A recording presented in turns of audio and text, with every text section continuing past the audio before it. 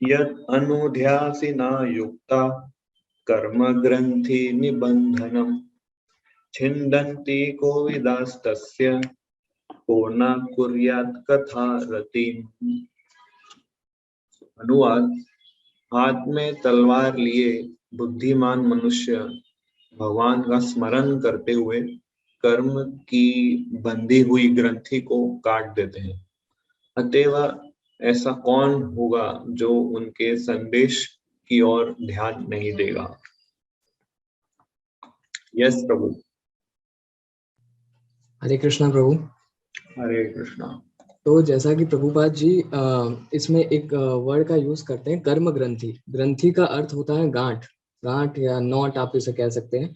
सो प्रभुपाद जी अपने लेक्चर्स में ऐसा बताते हैं कि एक मनुष्य को अगर आप जैसे किसी मनुष्य को आप किसी रस्सी के साथ उसके हाथ पैर बांध दो और उसे किसी चीज से बांध दो, तो वो इंडिपेंडेंटली मूव करना बिल्कुल स्टॉप कर देता है। उसके हाथ में उसकी जिंदगी का कोई नियंत्रण नहीं रहता, राइट। तो सिमिलरली हर इस दुनिया, इस संसार में हर जो मनुष्य है, चाहे वो मनुष्य योनि में हो या जानवर योनि में या राक्षस योनि में या जो 84 लाख योनियां हैं, इनमें से किसी में भी अगर मनुष्य होता है, वो जो प्रकृति के जो नियम है इनसे उसी तरह बंधा हुआ है जिस तरह वो मनुष्य उस रस्सी से बंधा हुआ होता है। अब जैसे कि हम किसी हॉग की जिंदगी या पिग या सुअर जिसे हम कहते हैं, तो उनकी जिंदगी की तरफ हम गौर करें तो वो हमेशा गंदगी में रहते हैं। वो कुछ भी कचरा खा लिया, वो जब भी किसी फीमेल को देखते हैं तो वो उनका मेंटल इंटेंशन सेक्स की तरफ ही होता है, और वो ऐसी लाइफ जीते हुए भी वो ऐसा समझते हैं कि मैं बहुत खुश हूँ। पर एक जो नॉर्मल इंसान जब उसे ये सब एक्टिविटीज करते हुए देखता है तो वो एग्जैक्टली ये देख पाता है वो कितना दरिद्र जीवन जी रहा है, राइट। तो पर वहीं उस पिग को वो अपनी लाइफ को पूरी तरह संतुष्टि से जी रहा है, जैसे कि खाना मिल रहा है, सेक्स मिल रहा है, बेसिकली ये दो सबसे बड़ी नीड्स है। तो आप तो उसके अलावा क्या चाहिए? पर वो इस चीज को वो, क्योंकि उसके पास वो कॉन्शियसनेस नहीं है कि वो इस चीज को जान सके कि नहीं, मैं जो कर रहा हूँ, मैं कौन हूँ, मैं क्या हूँ, ये चीज जानने की बुद्धि उसे दी नहीं गई, क्योंकि वो भोग योनि में। वैसे ही प्रभुपाद जी ऐसा बताते हैं कि जो माया देवी है उनकी दो शक्ति है, एक अवारणात्मिक शक्ति और दूसरी है प्रक्षेत्मिक शक्ति। अवारणात्मिक शक्ति जो होती है वो होती है अंधकार, इग्नोरेंस।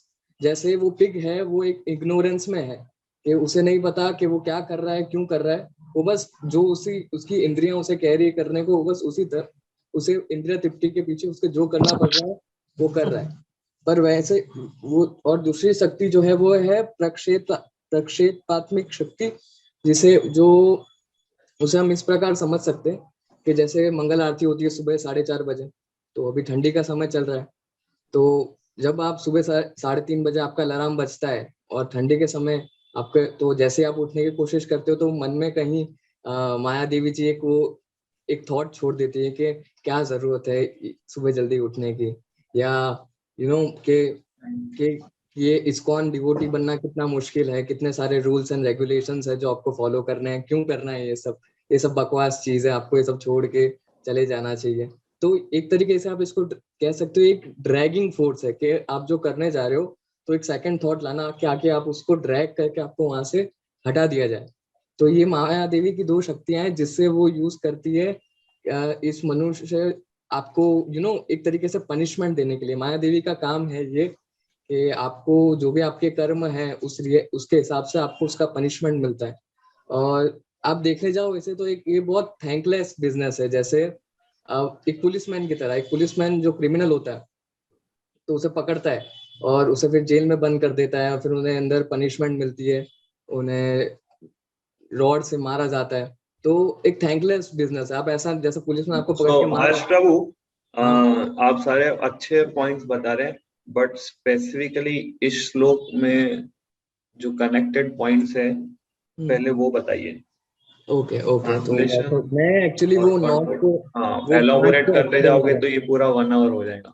ओके ठीक है। So तो you have to basically be very specific to the point, और समराइज में पूरा एकदम करना है एकदम, और stick to the translation and purport जो प्रभुपाद हमें ओके, बताते तो प्रभुपाद जी अपने परपोर्ट के अंदर ये बताते हैं कि जैसे ही कोई मनुष्य मटेरियल यूनिवर्स के अंदर एंटर करता है तो वो एक ये नॉट जो मैंने बताया कि अलग अलग उसके विशेष के हिसाब से नॉट क्रिएट हो जाता है, और वो इस चीज से बंध जाता है।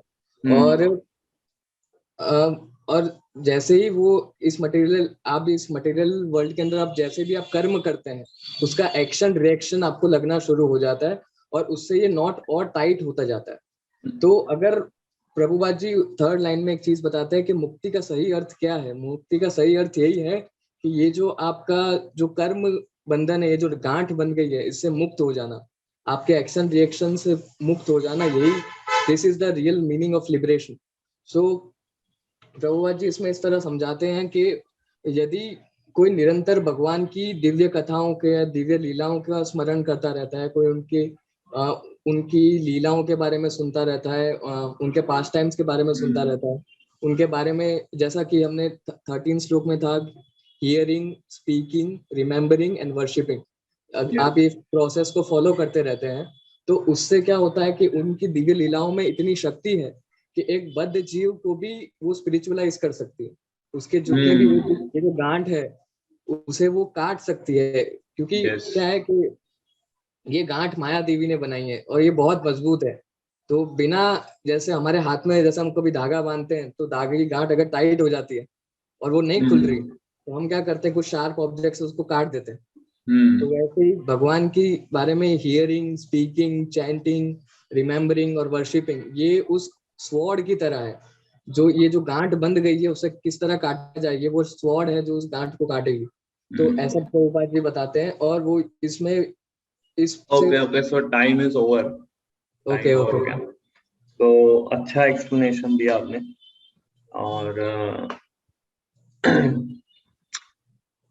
ये आपको जस्ट एक जनरल टिप फ्यूचर में सभी के लिए मैं बोल रहा हूँ ये, कि आपको अगर कभी भी ऐसा कुछ अवसर दिया जाए कि you have to speak on particular shloka of Shrimad Bhagavatam, या फिर क्लास देने के लिए बोला जाए, तो जो आइडल स्टैंडर्ड्स है हमारे इस्कॉन के और जो प्रभुपाद ने हमें सिखाया है, वो ये है कि श्लोका को stick to the shlokas.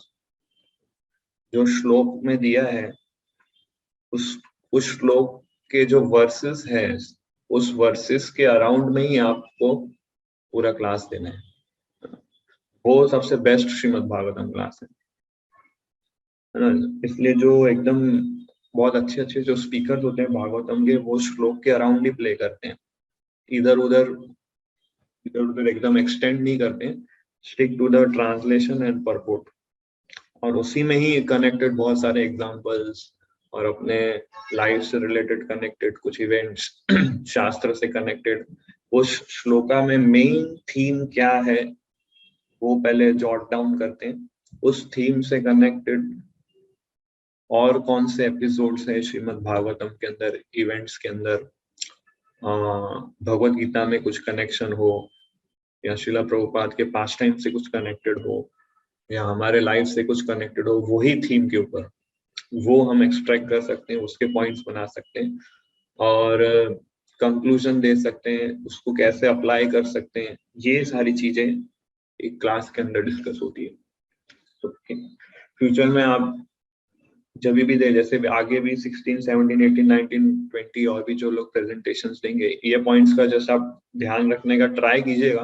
I mean of course first time में किसी का परफेक्ट प्रेजेंटेशन नहीं होता है, बट जितना हम प्रेजेंटेशन देंगे उतना हम सीखेंगे। और ये कुछ आइडल वे है कोई भी श्लोक के ऊपर प्रेजेंट करना हो तो, जैसे कि इस श्लोक के अंदर पढ़ते हैं कि ट्रांसलेशन में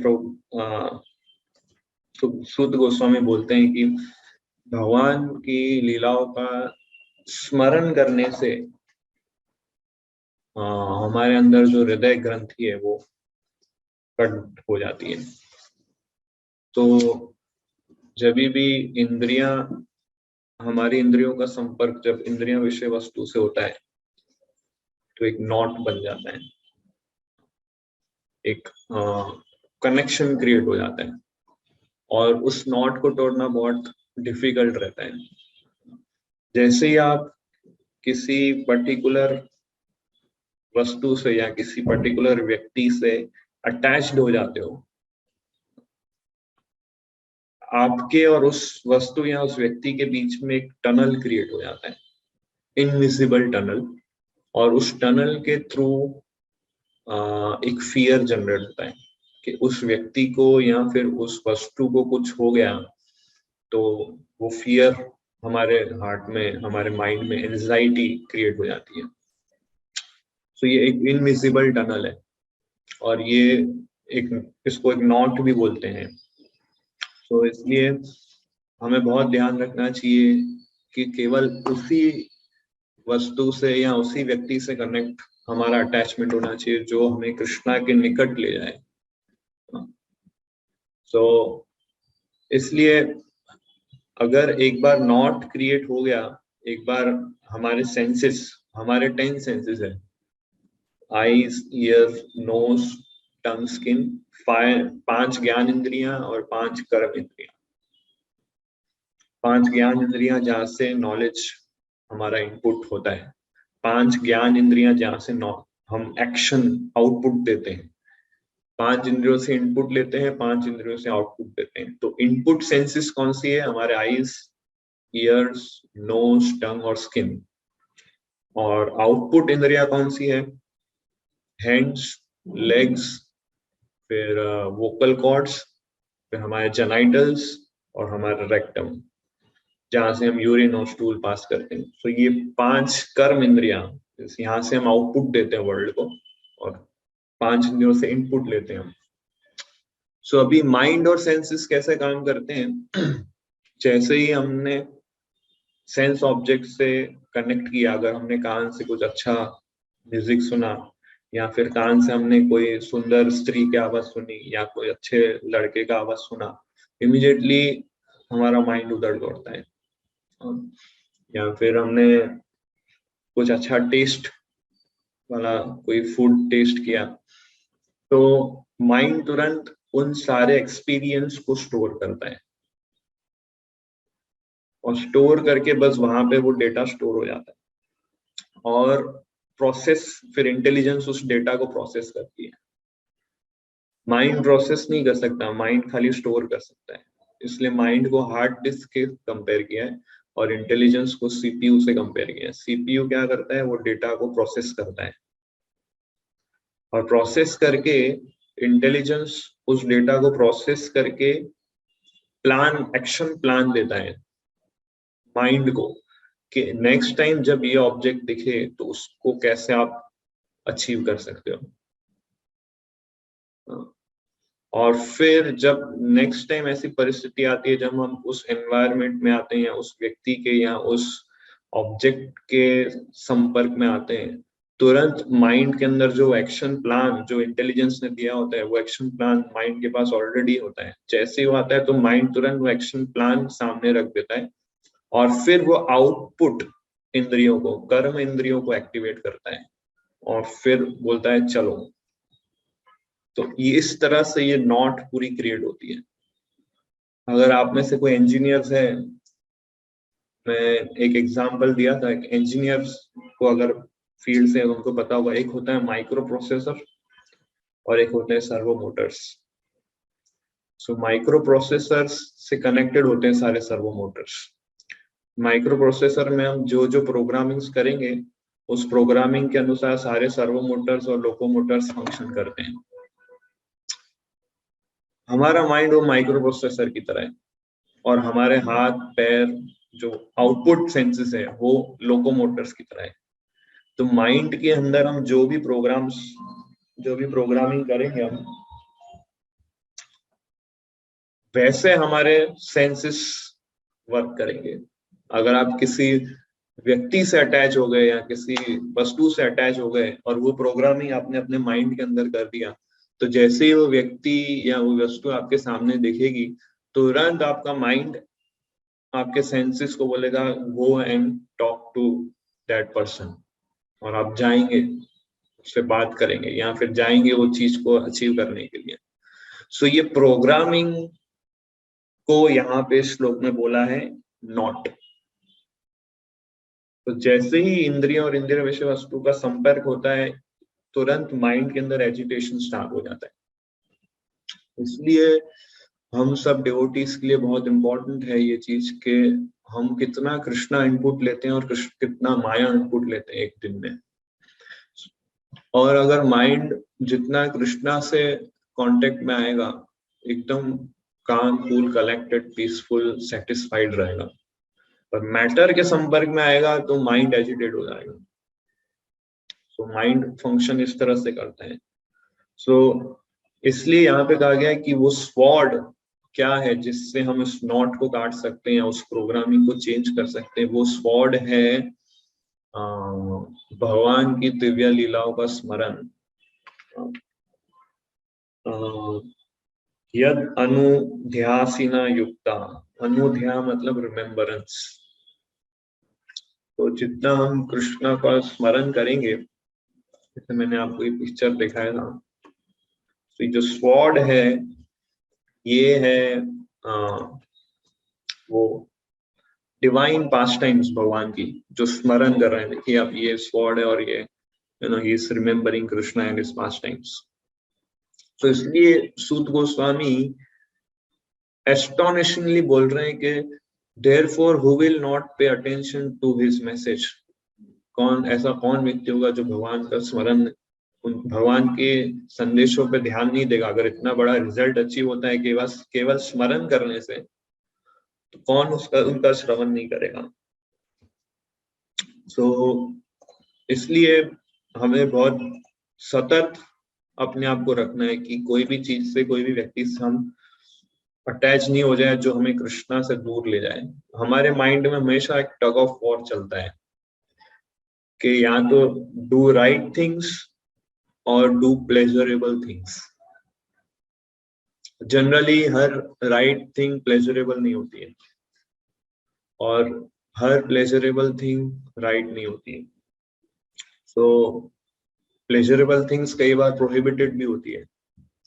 सो इसलिए we have to always choose the right thing. तो इसलिए भगवान का स्मरण करने से हम वो कर्म ग्रंथि को काट सकते हैं। और वो स्मरण कैसे होगा? जितना अच्छा आप श्रवण करेंगे। टेक्स्ट 14 में आता है, और जो मैंने लास्ट क्लास में बोला था कि आप स्मरण उतना अच्छे से कर सकते हैं जितना आप अच्छा सुनेंगे और जितना अच्छा आप बोलेंगे। जितना अच्छा आप सुनेंगे भगवान के विषय में, श्रवण करेंगे, उतना अच्छा आप बोलेंगे भगवान के विषय में। और जितना अच्छा आप बोलेंगे उतना अच्छे से आप भगवान का स्मरण कर सकेंगे। और जितना अच्छा से स्मरण होगा तो एज पर दिस श्लोका कर्म बंधनों से हम ग्रेजुअली प्योरीफाई होते जाएंगे। हमारे माइंड और सेंसेस धीरे धीरे ग्रेजुअली प्योरीफाई हो जाएंगे। इसलिए भक्ति लाइफ के अंदर तपस्या का बहुत महत्व है। बिकॉज इनिशियली हम सब कंडीशन सोल हैं। हम लोगों ने इस बॉडी को एक्सेप्ट किया है to enjoy this material world. इस इंद्रियों के द्वारा हमें इस मटेरियल वर्ल्ड को एंजॉय करना है, इसलिए हम सब इस बॉडी के अंदर, इस मटेरियल बॉडी के अंदर है। और इसी एजेंडा से हमने जन्म लिया है कि we want to enjoy separate from Krishna. अब बाय सम गुड फॉर्च्यून हम लोग भक्ति प्रोसेस में कनेक्ट हो गए, डिवोटीज के एसोसिएशन में आ गए, और somehow हमें ये पता चला कि this body is not meant for enjoyment, body is meant to give service to Krishna। तो यहाँ पे एक कॉन्ट्राडिक्शन आ जाता है। हमने जिस पर्पस से बॉडी लिया था और अभी सीखने के बाद हमें पूरा उसके विपरीत करना है। तो इसलिए ऑस्टेरिटी का रोल प्ले आता है। ऑस्टेरिटी ये गैप की वजह से जो स्ट्रेस हमारे माइंड में आता है वो कम कर देते हैं। तो ऑस्टेरिटी से हमारी इंद्रियां शुद्ध होती है। ऑस्टेरिटी क्या है? Chanting 16 rounds, wake up early in the morning, attend Mangala Aarti, following 4 regulative principles, service to the devotees। तो ये ऑस्टेरिटीज है। तो ऑस्टेरिटी हम करेंगे तो सेंसेस प्योरीफाई होगी, मतलब सेंसेस को कृष्णा इनपुट ज्यादा मिलेगा। और माइंड प्योरीफाई कैसे होता है? चैंटिंग करने से। सेंसेस प्योरीफाई होती है ऑस्टेरिटी करने से, माइंड प्योरीफाई होता है चैंटिंग करने से। क्योंकि चेतो दर्पण मार्जनम शिक्षाष्टकम फर्स्ट श्लोका, चैतन्य महाप्रभु बोलते हैं कि ये हरिनाम जो है मन को शुद्ध करता है, हमारे चित्त रूपी दर्पण को मार्जन करता है, क्लीन करता है। सो माइंड प्योरीफाई होता है चैंटिंग से। हमारी इंटेलिजेंस प्योरीफाई होती है स्क्रिप्चर्स पढ़ने से, है ना। देखिए कृष्णा गीता में क्या बोलते हैं, सबसे पहले सेंसेस आती है, सेंसेस के ऊपर माइंड होता है, माइंड के ऊपर इंटेलिजेंस होता है, इंटेलिजेंस के ऊपर ईगो होता है, और ईगो के ऊपर आत्मा होती है, और आत्मा के ऊपर परमात्मा होती है। तो ये पूरा हायरार्की है। तो ये पूरे हायरार्की में हमें हर एक एलिमेंट को प्योरीफाई करना है। तो सेंसेस प्योरीफाई होती है ऑस्टेरिटी से, सेंसेस के ऊपर माइंड, माइंड प्योरीफाई होता है bye chanting holy name, mind के ऊपर इंटेलिजेंस, इंटेलिजेंस का फंक्शन क्या है, इंटेलिजेंस के पास क्या होता है, डिस्क्रिमिनेशन पावर, कि सही क्या है गलत क्या है। हाँ, अगर माइंड हमारी अगर हमारा इंटेलिजेंस प्योरीफाइड है तो वो प्लान ऑफ एक्शन जो बना के देगा माइंड को वो सही होगा। अगर हमारी इंटेलिजेंस कंटेमिनेटेड है, स्पेशली लस्टी इंटेलिजेंस है हमारी, तो माइंड को गलत प्लान ऑफ एक्शन देगा, और वो फिर गलत एक्टिविटी सेंसेस के थ्रू करवाएगा, और हम कर्म बंधनों में फंस जाते हैं। सो इंटेलिजेंस को प्योरीफाई अगर हमें करना है तो स्क्रिप्चर्स पढ़ने पड़ेंगे, ये क्लासेस अटेंड करने पड़ेंगे।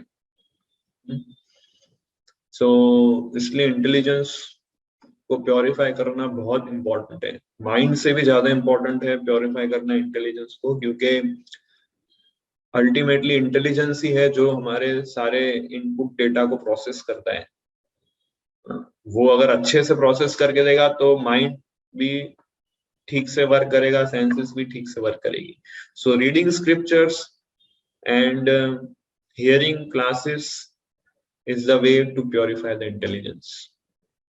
और इंटेलिजेंस के ऊपर क्या आता है, क्या बोला था मैंने, इंटेलिजेंस के ऊपर क्या आएगा? ईगो। यस, इंटेलिजेंस के ऊपर आता है ईगो। सो ये फॉल्स ईगो जो है हमारा, ये बहुत सटल होता है, इसको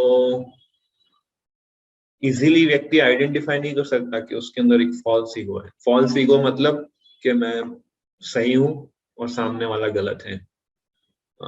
मैं जो सोच रहा हूँ वही वही सही है, सामने वाला गलत है। मैं ज्यादा अच्छा हूँ, मैं ज्यादा अच्छा डिवोटी उससे, मैं उससे ज्यादा अच्छा वर्क करता हूँ, मैं उससे ज्यादा अच्छा चैंटिंग करता हूँ, मैं उससे ज्यादा अच्छा रीडिंग करता हूँ। ये सब फॉल्स ईगो है। सो फॉल्स ईगो मतलब हम अपने आप को अच्छा मानते हैं। तो ये आइडेंटिफाई कर लोग जनरली कर नहीं पाते। मैंने डिवोटी कम्युनिटीज में कितने सारे ऐसे केसेस देखे हैं, just because of false ego there is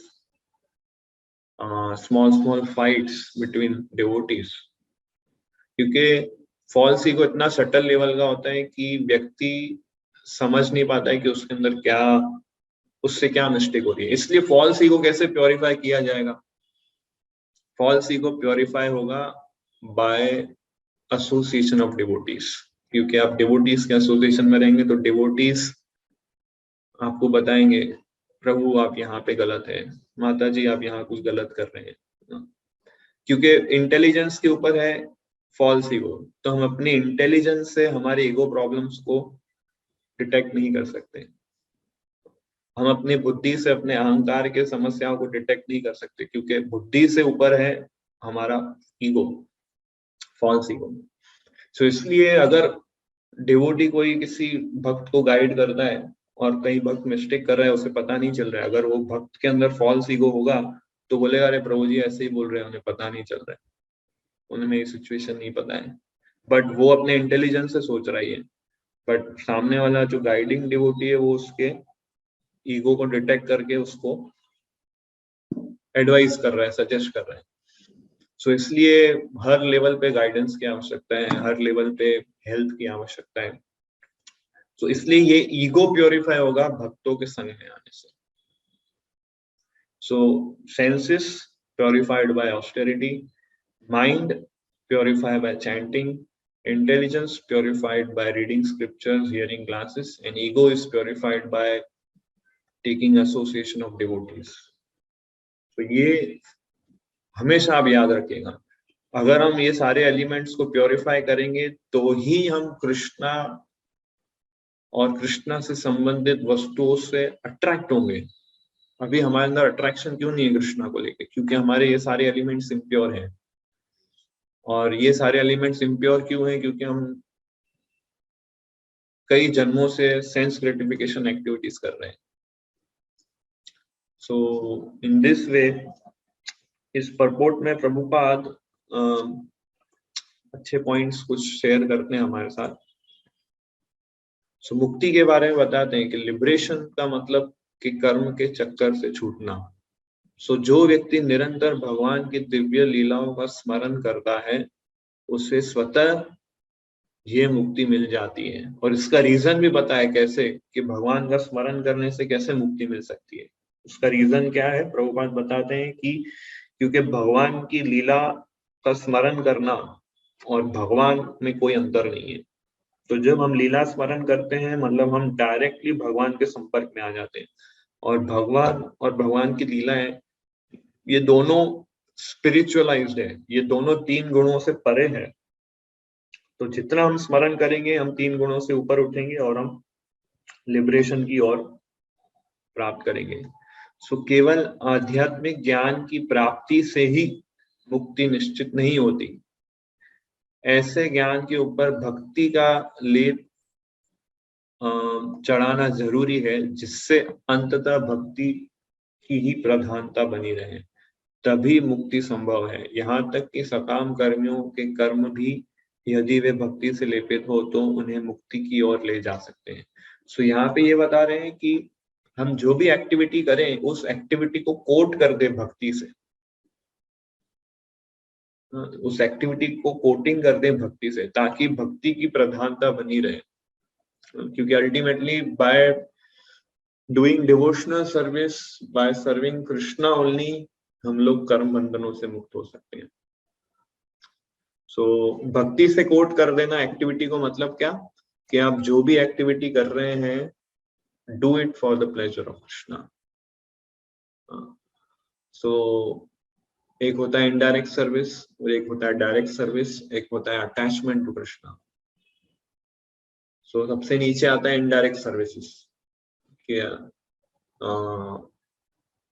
हम लोग जैसे बाहर वर्क करते हैं, अर्निंग करते हैं, ट्रैवलिंग करते हैं या फिर स्टडी करते हैं, है ना, जो भी आप कर रहे हैं do it for pleasure of करना आप कृष्णा। आप अर्निंग कर रहे हैं, आप 10 लाख रुपीज पर मंथ कमा रहे हैं, okay give 5 lakh to Krishna. तो ये इनडायरेक्ट सर्विस। इसके ऊपर है डायरेक्ट सर्विस। डायरेक्ट सर्विस मतलब chanting, reading scriptures, then worshipping deities, reading Srimad Bhagavatam और cooking for the deities, भगवान के फूलों की माला बनाना, मंदिर सफाई करना और बुक डिस्ट्रीब्यूशन करना, ये डायरेक्ट सर्विसेज। इसमें डायरेक्ट कृष्णा को प्रसन्न कर रहे हैं। इसके ऊपर है अटैचमेंट टू कृष्णा। तो हमें ये थर्ड स्टेज पे आना है, attachment to Krishna.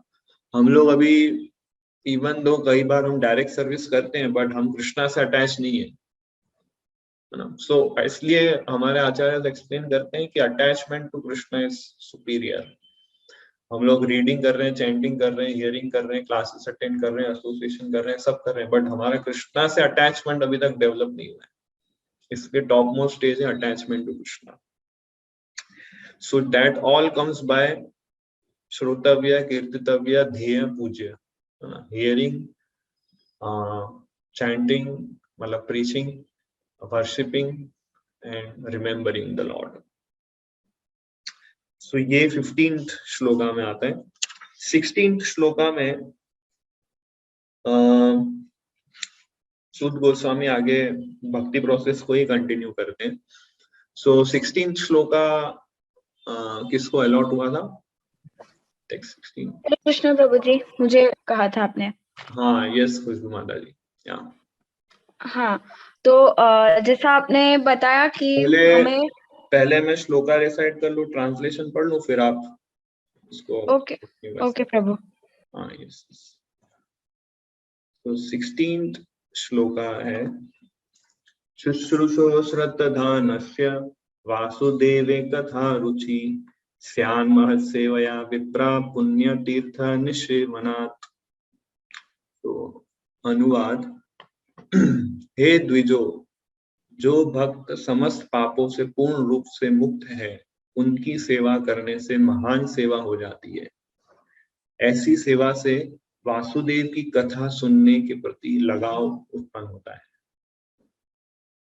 Yes Mala, you can start. तो जैसा आपने प्रीवियस श्लोक में बताया कि हमें अगर कर्म बंधन के रोग को कट करना है तो हमें भगवान का कंटिन्यू स्मरण करना है, और कंटिन्यू स्मरण करना है तो हमें हियरिंग ज्यादा से ज्यादा करनी चाहिए, कृष्णा इनपुट ज्यादा से ज्यादा लाना चाहिए। तो अगर हमें हियरिंग तो करनी चाहिए, वो तो बहुत इंपॉर्टेंट है, बट उसके लिए टेस्ट कैसे डेवलप करें? तो यहाँ पे वैष्णव सेवा का इम्पोर्टेंस दिया गया है कि वैष्णव सेवा हम करते हैं तो हमें चैंटिंग में टेस्ट डेवलप होता है। तो प्रभुपाद जी पर्पट में लिखते हैं कि जो असुराज होते हैं तो वो कंडीशन स्टेट में आ गए हैं अभी। वो क्यों आ गए? क्योंकि वो कृष्णा से रिबेलियस नेचर, मतलब उनका रिबेलियस नेचर था, और भगवान से रिबेल करते हुए ये वो यहाँ पे आए हैं। तो वो धीरे धीरे बहुत ही नीचे की योनि में चले जाते हैं। बट ये लोग भी कृष्णा कॉन्शियसनेस पे आ सकते हैं, उस स्टेज पे आ सकते हैं। तो वो कैसे आ सकते हैं? तो वो डिवोटीज की जब उनपे मर्सी होती है तब आ सकते हैं। और डिवोटीज को यहाँ पे स्पेशली एम्पावर्ड इनकारनेशंस कहा गया है, मतलब शक्त्यावेश अवतार कहा गया है, जो भगवान खुद भेजते हैं इस दुनिया में, मतलब मटेरियल वर्ल्ड में हम सबको डिलीवर करने के लिए। जो ऐसे असुराज होते हैं उनको डिलीवर करने के लिए वो भगवान खुद भेजते हैं।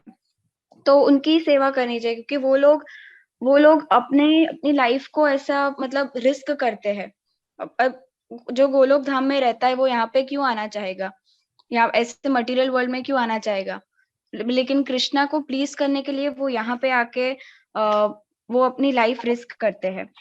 और एक और चीज प्रभुपाद जी ने बहुत इम्पोर्टेंट बताई कि हालांकि उनको शक्त्यावेश अवतार कहा गया है, लेकिन वो खुद कभी भगवान नहीं कहते अपने आप को। तो कुछ लोग ऐसे होते हैं आज, बहुत ही फेक गुरुज जो होते हैं, वो अपने आप को भगवान बोल देते हैं। तो फॉर एग्जाम्पल ये भी एक एग्जाम्पल है इसका कि पौंड्रक की जो स्टोरी है, तो वो अपने आप को कहता था कि मैं कृष्णा हूँ, और ऊपर से वो कृष्णा को चैलेंज करता था। कृष्णा को उसने लेटर भेजा था कि देखो तुम ये सारा जो तुम्हारा जो ये जो है वो सब छोड़ दो, मैं ही भगवान हूँ, आप भगवान नहीं हो। तो फिर कृष्णा ने उनको चेस्टाइज किया, और इसी तरह से कृष्णा ने उनको भी सारूप्य मुक्ति दी। तो और दूसरी तरफ चैतन्य महाप्रभु जो है वो खुद भगवान थे, फिर भी अगर कोई उनको भगवान कहता था तो वो मतलब प्रोटेस्ट करते थे कि नहीं, भगवान ऐसे किसी को नहीं बोल सकते। तो मतलब जो डिवोटीज भी होते हैं वो ऐसे होते हैं कि वो भले शक्त्यावेश अवतार होते हैं, लेकिन वो एक्चुअली भगवान होते नहीं है और कभी क्लेम भी नहीं करते भगवान होने का। तो हमें जो डिवोटीज होते हैं उनकी इसी तरह से सेवा करनी चाहिए। भगवान जितनी रिस्पेक्ट और वर्शिप हम भगवान की करते हैं, उतनी ही same to same equal respect और वर्शिप ऐसे शक्त्यावेश अवतार की करनी चाहिए, क्योंकि वो अपनी लाइफ रिस्क करते हैं। तो इसका सबसे बेस्ट एग्जाम्पल तो लेटेस्ट प्रभुपाद जी है। और प्रभुपाद जी अपने लेक्चर में एक और जीसस क्राइस्ट का भी एग्जाम्पल देते हैं। तो वो अपने जो डिसाइपल्स थे इसी लेक्चर के इसी श्लोक के लेक्चर में देते हैं कि उनके जो डिसाइपल्स थे उनके लिए उनके सिंस उन्होंने अपने पे ले लिए थे, और उनको वो सारी खिल्ली खानी पड़ी थी। तो जीसस क्राइस्ट ने भी इसी तरह से अपनी लाइफ को रिस्क किया था। तो ऐसे लोगों को हमें रिस्पेक्ट देनी चाहिए और उनकी शेल्टर में जाना चाहिए, क्योंकि कृष्णा इससे बहुत ही खुश होते हैं। तो कृष्णा मतलब उनकी डायरेक्ट सेवा करते हैं उससे कहीं ज्यादा जब हम डिवोटीज की सेवा करते हैं तब खुश होते हैं, क्योंकि कृष्णा को पसंद आता है कि देखो मैंने इस डिवोटी को भेजा है तो इस डिवोटी की लोग सेवा कर रहे हैं। तो उनको पसंद आता है ये। और इस डिवोटीज को प्रभुपाद जी ने रियल महात्माज और तीर्थ कहते हैं। बाकी जो महात्मा हम किसी को भी टैग कर देते हैं आज, तो वो लोग महात्मा नहीं है, ऐसे ही लोगों को महात्मा कहा जाता है। तो फिर अब प्रश्न ये आता है कि हम वैष्णव की सेवा करते हैं तो हमें ऐसे हियरिंग में कैसे टेस्ट बढ़ेगा, इसका क्या कनेक्शन है? तो जैसे जैसे हम वैष्णव की सेवा करेंगे तो हमें उनकी कृपा प्राप्त होगी और उनके जैसी क्वालिटीज भी हमको मिलेगी। और जैसे क्वालिटीज मिलेगी उसका मतलब कि हम धीरे धीरे हियरिंग में भी टेस्ट बढ़ता जाएगा हमारा। जैसे परीक्षित महाराज थे, परीक्षित महाराज ने अपनी लाइफ के मतलब 7 दिन 7 रात कंटिन्यूस हियरिंग की थी, कुछ खाए पिए बिना। तो इस तरह से हियरिंग करनी है हमें भी। तो ऐसे हमें धीरे धीरे वैष्णव की कृपा से अगर वैष्णव की सेवा करेंगे तो हमें इस तरह का हियरिंग में टेस्ट बढ़ेगा। यस प्रभु। सो ऑलमोस्ट सारे परपोर्ट के पॉइंट्स आपने कवर किए। सो जैसे कि इस श्लोका के, अगर आप ये श्लोक और ये परपोर्ट पढ़ेंगे, सो मेन थीम यहाँ पे जो कवर होती है वो है सर्विस टू डिवोटीज। ट्रांसलेशन में सूत गोस्वामी कहते हैं कि आप जब डिवोटीज की सर्विस करेंगे तब आपके अंदर हियरिंग, भगवान की कथाओं का श्रवण करने में रुचि जागरूक होगा। सो डिवोटीज की सर्विस करने से हमारी भक्ति शुरू होती है। भक्ति मतलब क्या? Loving devotional service to Krishna. Suta Goswami क्या बोल रहे हैं कि वो अफेक्शन हम कृष्णा से डेवलप कर सकते हैं जब हम कृष्णा के डिवोटीज को सर्व करेंगे। यस कुसुमाता जी। प्रभु जी एक और पॉइंट ऐड करना भूल गई थी कि हमें ये सर्विस करते हैं, फिर श्रवणम करते हैं, उनको स्मरण करते हैं, तो इसका लाभ क्या मिलता है? तो प्रभुपाद जी लास्ट सेंटेंस में, परपट के लास्ट सेंटेंस में बताते हैं कि भगवत धाम जाने के लिए फर्स्ट क्वालिफिकेशन ये जो ईगरनेस होती है हियरिंग की वो है। तो ये पॉइंट था। Yes. So yes, eagerness to hear वो हमें प्राप्त होता है जब हम भक्तों की सेवा करेंगे, भक्तों की सर्विस करेंगे। कृष्णा की सर्विस करने से वो ईगरनेस नहीं आएगा हमारे अंदर कृष्णा के प्रति सुनने से, बट कृष्णा के डिवोटीज की जब हम सर्विस करते हैं तब हमारे अंदर वो ईगरनेस आती है कि कृष्णा के विषय में कुछ सुनना है, क्लासेस अटेंड करना है। आज आप लोग एवरी वेडनेसडे फ्राइडे ये समहाउ इस क्लासेस को अटेंड कर रहे हो, आपको लगता है कि आज वेडनेसडे, आज Friday, let's go and hear. So ये इंटरेस्ट, ये एफिनिटी कैसे आपके अंदर जागरूक हुआ? क्योंकि कहीं ना कहीं आपने किसी डिवोटी की सर्विस किया था। इसलिए सुपर सोल जो आप लोगों के हृदय के अंदर है वो आपको इंस्पायर कर रहे हैं कि go and listen to my katha. तो कहीं ना कहीं आपने किसी प्योर डिवोटी की कोई सर्विस की होगी, आपको पता नहीं हो, जाने अनजाने में भी अगर कोई प्योर डिवोटी की सर्विस करता है, he get the taste to hear about Krishna. स्यान महत सेवया, है ना, थर्ड लाइन श्लोका की थर्ड लाइन है, यहाँ से हमारी डिवोशनल सर्विस शुरू होती है। सो हमारे आचार्य एक्सप्लेन करते हैं कि जो क्या बोलते हैं सर्विस टू डिवोटीज, जैसे कि हमें पता है भक्ति के 9 स्टेजेस होते हैं। क्या कोई बता सकते हैं भक्ति के 9 स्टेजेस क्या है, कौन कौन से हैं? 9 stages of devotional service.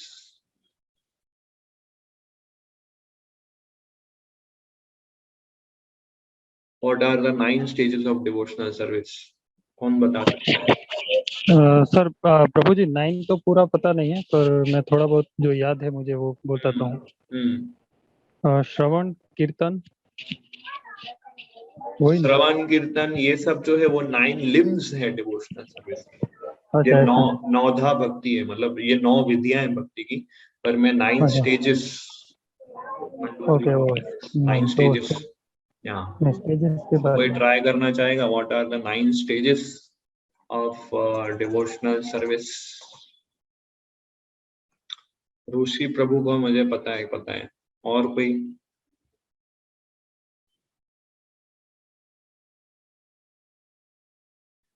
Anand Prabhu unmute करना रहेगा, अनम्यूट।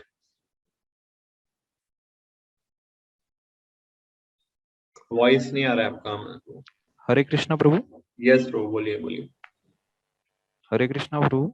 यस यस, आवाज आ रहा है आपका। हाँ प्रभु, तो एक तो श्रद्धा मतलब फेथ। यस। निष्ठा। श्रद्धा के बाद निष्ठा नहीं है।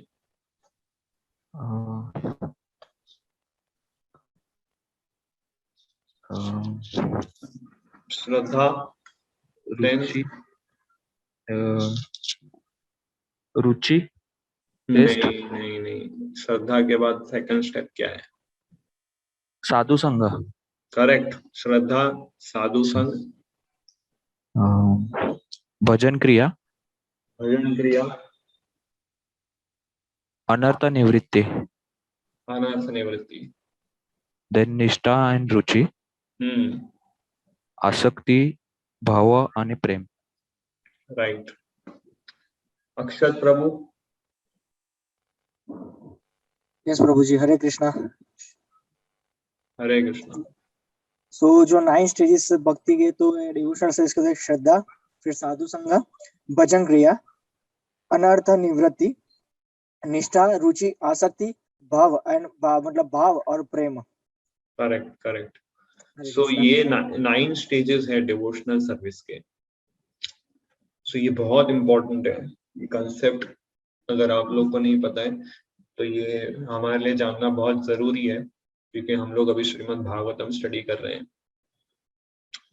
तो सबसे पहले जब भक्ति की शुरुआत होती है तो श्रद्धा से शुरू होती है, फेथ। आप लोगों के अंदर फेथ है, इसलिए आप एसोसिएशन में आ रहे हैं, क्लासेस अटेंड कर रहे हैं। श्रद्धा के बाद आता है साधु संग। तो साधु संग में जब आप भक्तों के संग में आएंगे तो आपको क्या सुनने मिलेगा कि हियरिंग करो, रीडिंग करो, चैंटिंग करो। उस प्रोसेस को भजन क्रिया बोलते हैं। सो जैसे आप भजन क्रिया प्रोसेस करते हैं, वैसे वैसे आपके अंदर जो अनवांटेड अटैचमेंट्स है, मटेरियल डिजायर्स है, वो धीरे धीरे धीरे वॉश आउट होने लगती है। उसको प्रोसेस को बोलते हैं अनर्थ निवृत्ति। और ये जनरली डिवोटीज अनर्थ निवृत्ति पे स्टकअप हो जाते हैं, क्योंकि ये स्टेज ऐसा है कि जहाँ पे अप डाउन लाइफ के अंदर आते हैं, भक्ति लाइफ के अंदर आते हैं। तो इसलिए उसको कंटिन्यूअस साधु संग, भजन क्रिया, ये प्रोसेस फॉलो करते रहना है। अनर्थ निवृत्ति में हमारा फेथ ऐसा साइनोसोडल वेव की तरह होता है, कभी फेथ हाई, कभी लो, कभी हाई। भक्ति हमारी एकदम अनस्टेडी होती है, उसको बोलते हैं अनिश्चित भक्ति। अनर्थ निवृत्ति तक अनिश्चित भक्ति रहती है, और ये बहुत लंबा पीरियड होता है। अनर्थ निवृत्ति स्टेज बहुत लंबा होता है, इसमें कई जन्म भी लग जाते हैं स्टेज को क्रॉस करने में। बट अगर डिवोटी फेथफुली डिवोटीज के एसोसिएशन में है, गुरु के प्रति निष्ठावान है, गुरु के इंस्ट्रक्शंस को फॉलो करता है, तो वो उसकी भक्ति धीरे धीरे फिर स्टेडीनेस आती है। उसको बोलते हैं निष्ठा, जो नेक्स्ट स्टेज है निष्ठा। एक बार निष्ठा स्टेज आ जाता है तो व्यक्ति एकदम सॉलिड स्टेट में हो जाता है। जैसे कि पेड़ होता है, पेड़ का जो वो ट्रंक होता है, ट्रंक, उसको कितना भी शेक करो, शेक नहीं कर सकते, एकदम you will be very steady, है ना। कोई भी डाउट, कोई भी चीज उसके भक्ति को डिस्टर्ब नहीं कर सकती, कोई भी क्राइसिस उसको डिस्टर्ब नहीं कर सकता, कोई भी मिसअंडरस्टैंडिंग उसको डिस्टर्ब नहीं कर सकती। निष्ठा से पहले उसकी भक्ति अनिश्चित होती है। जैसे आप जब आम का बीज बोते हैं तो पहले एक पतली डंडी वाला एक पेड़ उगता है, उसको बोलते हैं सैपलिंग। तो मैंगो सैपलिंग वो कैसा रहता है, एकदम सॉफ्ट रहता है, एकदम कोमल रहता है ना। अगर कुछ तूफान आ गया तो उसको बेंड हो जाएगा और अप्रूट भी हो सकता है। तो शुरुआत में हमारा भक्ति जो बीज है वो इसी प्रकार का होता है। एकदम अनस्टेडी होता है, और अगर हम उसका ध्यान नहीं रखेंगे, ऑफेंसेस करते रहेंगे, तो ये अप्रूव भी हो सकता है। बट निष्ठा भक्ति मतलब क्या, उसका ट्रंक पूरा डेवलप हो जाता है, बिकम अ बिग ट्री, उस ट्रंक को शेक नहीं कर सकते हम। सो निष्ठा, स्टेडीनेस आती है, फिर उसके लाइफ में टेस्ट आता है। इसलिए ना इस श्लोक में आप पढ़िए सेकंड लाइन, वासुदेव कथा रुचि, सो दैट रुचि is this stage, taste. So भक्तों की सर्विस करने से हमारे अंदर कृष्णा कथा की रुचि डेवलप होती है, और ये स्टेज हम इजीली क्रॉस कर सकते हैं अगर हम डिवोटीज की सर्विस करेंगे। सो रुचि, जब रुचि मतलब कि उसको अच्छा लगता है, चैंटिंग और करते जाएं, रीडिंग और करते जाएं, हियरिंग और करते जाएं, भगवान के डीटी वर्शिप और करते रहें अच्छे से, है ना। जब तक मैं क्लास में सुन रहा था कि एक भक्त बता रहे थे कि निष्ठा से पहले हम बोलते हैं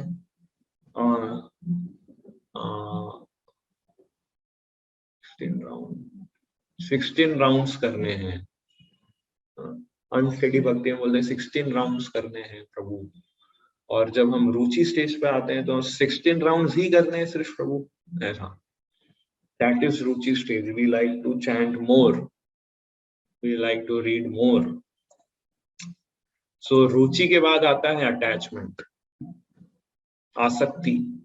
रुचि एक टेस्ट है, आसक्ति एक अटैचमेंट है, और फिर भाव आता है, we start developing love for Krishna, और फिर प्रेम, that is pure love.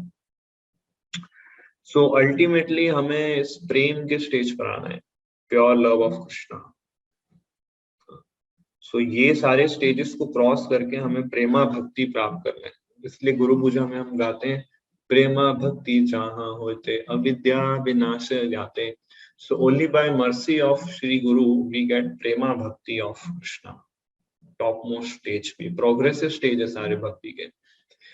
So हमें ये सारे स्टेजेस साइमल्टेनियसली फॉलो करने हैं। ऐसा नहीं है कि श्रद्धा वो मेरे अंदर पूरा आ गया अभी मैं पूरा साधु संग करूंगा, साधु संग पूरा आ गया अभी मैं पूरा भजन क्रिया करूंगा, भजन क्रिया पूरा करूंगा उसके बाद ना, ऐसा नहीं, सभी साइमल्टेनियसली फॉलो करने। भजन क्रिया भी करना है, साधु संग भी करना है, और श्रद्धा को, और हमारा श्रद्धा फिर बढ़ता है, और श्रद्धा बढ़ता है तो हम और फेथफुली साधुओं का संग करते हैं। तो उसमें जब हम हियरिंग क्लास करते हैं तो और फेथफुली फिर हम अपना भजन क्रिया, हियरिंग, रीडिंग, चैंटिंग करते हैं, उससे हमारा फेथ और डेवलप होता है, और क्वालिटी में इंप्रूवमेंट आता है, और भजन क्रिया अच्छे से करते हैं। So this is all simultaneous. और जितना अच्छा भजन क्रिया करेंगे हम, उतना अच्छा और अनर्थ निवृत्ति होगा। जितना हमारा हृदय, हमारा माइंड, हमारे सेंसेस, हमारे इंटेलिजेंस, हमारे ईगो, सारे एलिमेंट्स और अच्छे से हम प्योरीफाई कर पाएंगे, और ग्रेजुअली फिर हम निष्ठा स्टेज पर आते हैं। इवन जब हम प्रेमा स्टेज पर आ जाए तभी भी हमें साधु संग की आवश्यकता है, तभी भी हमें भजन क्रिया की आवश्यकता है। ऐसा नहीं है प्रेमा स्टेज पर आ गए तो साधु संग और ये श्रद्धा भजन क्रिया ये तो सब जूनियर केजी सीनियर केजी, ऐसा नहीं है। You have to do all these things simultaneously. So ये now coming back to this shloka, इस श्लोका के अंदर ऐसा बताते हैं कि डिवोटीज की सर्विस करने से हमारे अंदर अटैचमेंट डेवलप होता है कृष्णा के प्रति, बट डिवोटीज की सर्विस करने से पहले डिवोटीज की मर्सी चाहिए हमें। ऐसा विश्वनाथ चक्रवर्ती ठाकुर, एक महान आचार्य है, वो बताते हैं कि to serve devotees first you need the causeless mercy of devotee. भक्तों की कृपा होगी, सताम कृपा जब होगी तब आप महत सेवा करेंगे, और जब आप डिवोटीज की सर्विस करेंगे तब आपके अंदर फेथ, श्रद्धा जागृत होगा, और फिर आप साधु संग करेंगे। So that means as per this shloka and as per Vishwanath चक्रवर्ती ठाकुर की ये जो श्रद्धा वाला जो स्टेज है, जो मैंने आपको बताया, जो बिगिनिंग स्टेज है, उससे पहले आपको डिवोटी की मर्सी चाहिए, और उस मर्सी से आप सेवा करेंगे, फिर आपके अंदर श्रद्धा डेवलप होगी। और हो सकता है हमने पास्ट लाइफ में किसी डिवोटीज की सर्विस की हो और उनकी मर्सी हमें मिली हो और somehow हमने वो प्रोसेस पूरा नहीं कर पाए और हम इस लाइफ में आए, then we are continuing with that process. या सो फेथ वहां से फिर डेवलप होता है। श्रद्धा, ये शुश्रूषो श्रद्धा दानस्य, श्रद्धा से हम सर्विस करते हैं, श्रद्धा से हम हियरिंग करते हैं। तो जैसे हम एग्जाम्पल देखते हैं नारद मुनि, श्रीमद् भागवतम कैंटो 1 जब हम चैप्टर 4 में आएंगे 4-5, तो नारद मुनि अपना पास्ट एक्सपीरियंस शेयर करते हैं व्यास देव के साथ और उसमें बताते हैं किस तरह मैंने डिवोटीज की सर्विस की थी और मैं आज नारद मुनि बन पाया। सो इसलिए डिवोटीज की सर्विस बहुत इंपॉर्टेंट है। डिवोटीज आपको कुछ भी इंस्ट्रक्शन दे, हमें बिल्कुल उसे लाइटली नहीं लेना चाहिए, चाहे वो कितना भी छोटा इंस्ट्रक्शन क्यों ना हो, बिकॉज वो इंस्ट्रक्शन के अंदर आपका कोड छुपा है टू रीच दैट प्रेमा भक्ति। वो इंस्ट्रक्शन के अंदर आपका पूरा उस चिप के अंदर, वो इंस्ट्रक्शन के अंदर आपका पूरा स्पिरिचुअल वर्ल्ड है। अगर आप उसको जितना सिंसियरली सीरियसली अपने हार्ट में उतारेंगे उतना आप बहुत अच्छे से प्रोग्रेस करेंगे। कोई भी डिवोट जैसे प्रभुपाद से बोले please bring a glass of water, ये एक इंस्ट्रक्शन प्रभुपाद ने दी और सर्विस। सो ये केवल प्रभुपाद को पानी का ग्लास ऑफर करने से we can reach to that प्रेमा भक्ति, because that is service too. ये सुनने में बहुत सिंपल सर्विस लगता है, सिंपल इंस्ट्रक्शन है, बट ये पावर है प्योर डिवोटीज का। सो आपके जो भी डिवोटीज है जिनके संपर्क में आप और जो भी आपको गाइड कर रहे हैं और आपके जो स्पिरिचुअल मास्टर हैं जो भी, उनके इंस्ट्रक्शंस को बहुत सीरियसली आप लीजिए और गुरु मुख पद्म वाक्य चित्ते ते गौरियाक्य, हार ना करियो मने आशा, गुरु पूजा में हम गाते हैं। सो गुरु मुख पद्म वाक्य चित्ते ते गौरे, उनके इंस्ट्रक्शंस को हमारे चित्त से एक कर दो और कोई डिजायर मत करो, मटेरियल डिजायर और कोई डिजायर नहीं होनी चाहिए, केवल उनके इंस्ट्रक्शंस को फॉलो करना है, ये डिजायर होनी चाहिए, तभी हम ये स्टेजेस को इजीली क्रॉस कर पाएंगे। परपोर्ट में जैसे एक्सप्लेन किया, लास्ट पैराग्राफ बहुत अच्छा लिखा है प्रभुपाद ने, जिसमें ऐसा बताते हैं कि by serving the servant of God one can please God more than by directly serving the Lord. And भगवान अधिक प्रसन्न होते हैं जब हम उनके भक्तों की सेवा करते हैं, जब हम उनके भक्तों की रिस्पेक्ट करते हैं। क्यों? उसका रीजन बताते हैं, क्योंकि उनके जो भक्त होते हैं वो पूरा रिस्क लेते हैं भगवान की सेवा करने के लिए, जो रिस्क उन्हें उठाने हो और वो उठा लेते हैं और इसलिए भगवान के प्रिय बन जाते हैं। इसलिए जो इस्कॉन में जो बहुत प्रीचिंग करते हैं, जो बुक डिस्ट्रीब्यूशन करते हैं, जो ग्राउंड फील्ड पर एक्टिव रहते हैं, वो बहुत प्रिय है भक्त भगवान के, क्योंकि वो अपना लाइफ डेडिकेट कर रहे हैं, रिस्क उठा रहे हैं। क्योंकि बुक डिस्ट्रीब्यूशन करना इतनी इंपॉर्टेंट सर्विस है कि जो बुक डिस्ट्रीब्यूटर्स है प्रैक्टिकली वो रिस्क पे पूरा डिस्ट्रीब्यूशन कर रहा है। कोई भी आके उसकी इंसल्ट कर सकता है, कोई भी आके उसको मार सकता है कि आप क्यों कर रहे हो, क्या कर रहे हो, उसको इतना टॉलरेट करना पड़ता है। तो ऐसे डिवोटीज भगवान के बहुत प्रिय होते हैं। ऐसे डिवोटीज की अगर आप सर्विस करते हैं तो आप भगवान के बहुत प्रिय हो जाते हैं। सो डिवोटीज की जब हम किसी भक्तों के संग में आते हैं तो 3 चीजें होती है हमारे साथ, है ना, हमारे साथ 3 चीजें होती है। उसको शॉर्ट फॉर्म में बोलते हैं दास। सो डी मतलब detachment from matter. So material चीजों से डिटैच्ड होते जाते हैं। सो DAS, D मतलब डिटैचमेंट फ्रॉम मैटर, A मतलब अटैचमेंट टू कृष्णा। हम मटीरियलिस्टिक चीजों से डिटैच हो जाते हैं, कृष्णा और कृष्णा से रिलेटेड चीजों से अटैच होते जाते हैं। DAS, S मतलब सर्वेंट ऑफ सर्वेंट एटीट्यूड, दास के दास का जो भाव वो डेवलप होता है। So by taking association of saintly people, we get detachment from matter, attachment to Krishna, and servant of servant attitude. 9th canto में भगवान लॉर्ड विष्णु दुर्वासा मुनि को बताते हैं ये पॉइंट, जब उनके पीछे सुदर्शन चक्र भागता है क्योंकि उन्होंने अम्बरीश महाराज का ऑफेंस किया होता है। तो 9th कैंटो में भगवान बताते हैं अहम भक्त पराधीनो, कि भगवान बोलते हैं कि I am completely under the control of my devotee, I am not independent. Krishna ऐसा बोलते हैं, सोचिए I am not at all independent, I am totally under control of my devotee. क्योंकि फिर आगे बोलते हैं बिकॉज क्योंकि मेरे डिवोटीज जो हैं वो सारे मटेरियल डिजायर से मुक्त है, इसलिए मैं उनके हृदय में वास करता हूँ। और उन भक्तों का जो भक्त है वो भी मेरे बहुत प्रिय हो जाते हैं। सो कृष्णा बोलते हैं कि चैतन्य महाप्रभु चैतन्य चरितामृत में बोलते हैं कि I am the property of my devotee. मेरा डिवोटी मुझे जिसको भी बेचना चाहे मुझे बेच सकता है, आई एम हिज प्रॉपर्टी। तो चैतन्य महाप्रभु ऐसा बोलते हैं। तो कृष्णा अपने डिवोटीज को इतने प्रेम करते हैं कि डिवोटीज की प्रॉपर्टी है कृष्णा, डिवोटीज जिसको देना चाहे उस प्रॉपर्टी को दे सकते हैं।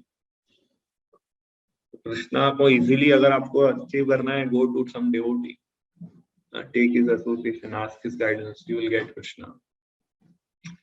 और ऐसे अनेक श्लोकास हैं श्रीमद् भागवतम में जो ग्लोरीफाई करते हैं डिवोटीज को। So yes, 17th we'll discuss next time. किसी का कोई प्रश्न है, कोई कमेंट्स, कोई doubt, you can ask.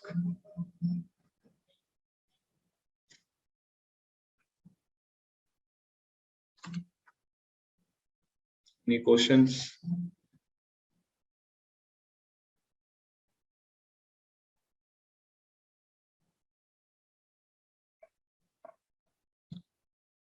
Yes, Chirag Prabhu. Hare Krishna Prabhu. Hare Krishna.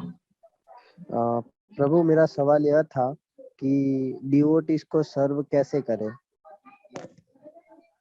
Devotees को सर्व करें, उनसे कैसे करें? प्रभु how can I serve you. Prabhupada जब थे अपने स्पिरिचुअल मास्टर से मिले तो उनसे एक ही प्रश्न पूछते थे, how can I serve you. So devotees को सर्व करना है तो उनसे पूछिए क्या आप कैसे आपकी सेवा कर सकते हैं, उनसे पूछिए, सिंपल। अपना कॉन्कोक्शन क्रिएट मत कीजिए, डिवोटीज चाहे जिससे प्रसन्न हो जाएंगे उससे प्रसन्न हो जाएंगे, कॉम्प्लिकेट नहीं बनाना है हमें। Just go and ask them how shall I serve you, simple. उनके इंस्ट्रक्शंस को फॉलो करके आप उनकी सर्विस कर सकते हैं। प्रभुपाद ने जो भी इंस्ट्रक्शंस दिए अपने बुक्स के अंदर, उन इंस्ट्रक्शंस को फॉलो करके आप प्रभुपाद की सर्विस कर सकते हैं। गुरु के इंस्ट्रक्शंस को फॉलो करके आप गुरु की सर्विस कर सकते हैं। डिवोटीज की क्लासेस अटेंड करके उन क्लासेस में जो आपने सीखा, जो पॉइंट्स सुने समझे, उसको अप्लाई करके आप उनकी सर्विस कर सकते हैं।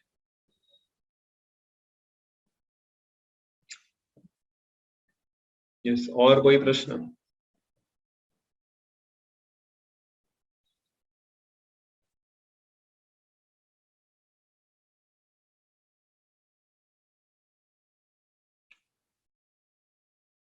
ओके।